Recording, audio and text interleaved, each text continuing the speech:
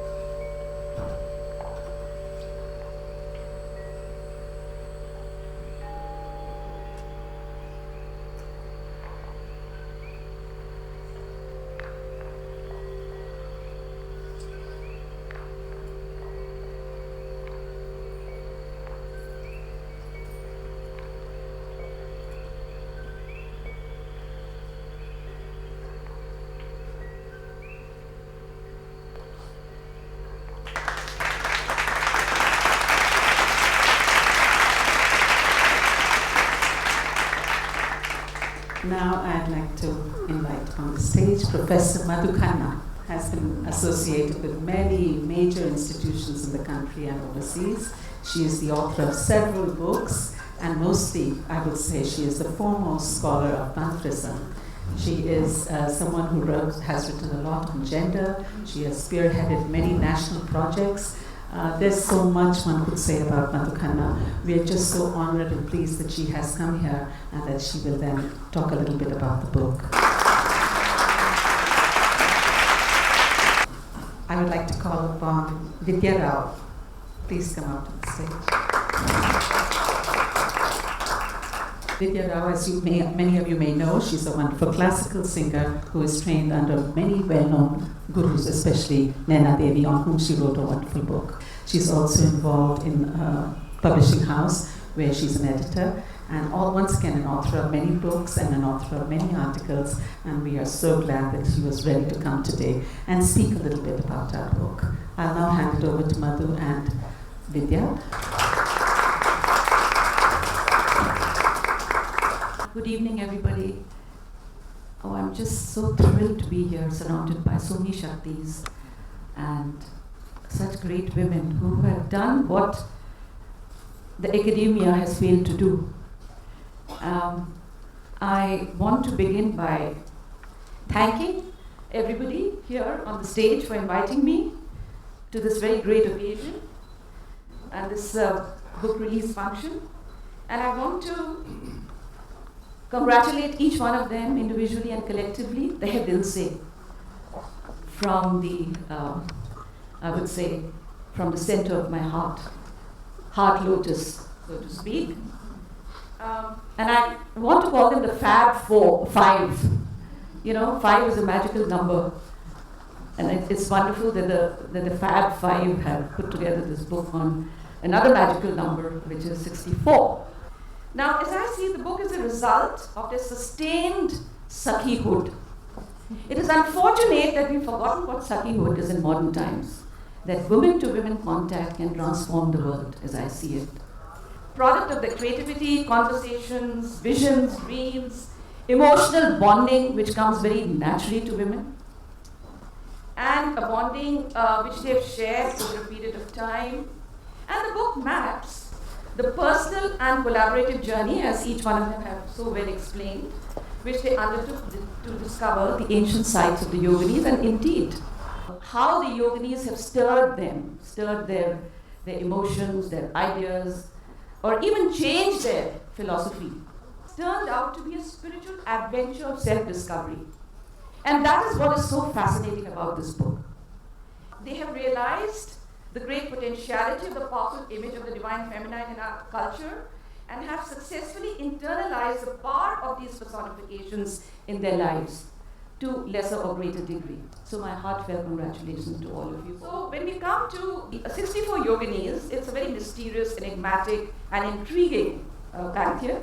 And this is a pantheon whose genealogy goes back to the Ashtamatrikas. And Ashtamatrikas, we find the earliest symbol of Ashtamatrikas in the seals of Mohenjo-daro and Harappa, where you have 7 mothers, you know, and then later on in the Gupta period. And then of course, out of Durga's body emerged the Matrikas, and when the battle with the demons become more and more fierce, and the 64 Yoginis emanate from Durga. So so it's a very, very ancient cult.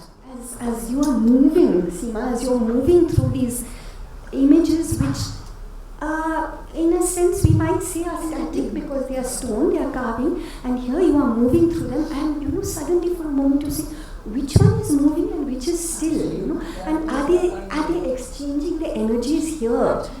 Yeah, it was so lovely, it was so beautiful. Indeed, to remind us that we don't only have to function with our heads, sometimes it's very necessary, even Kabir says, leave your head behind. But also a very important message for today's world, that we are part of nature, we are animals. We are animal creatures, and we cannot separate ourselves from the Amazon forest for carbo, and you can do whatever you like. We are also animal. We are also nature.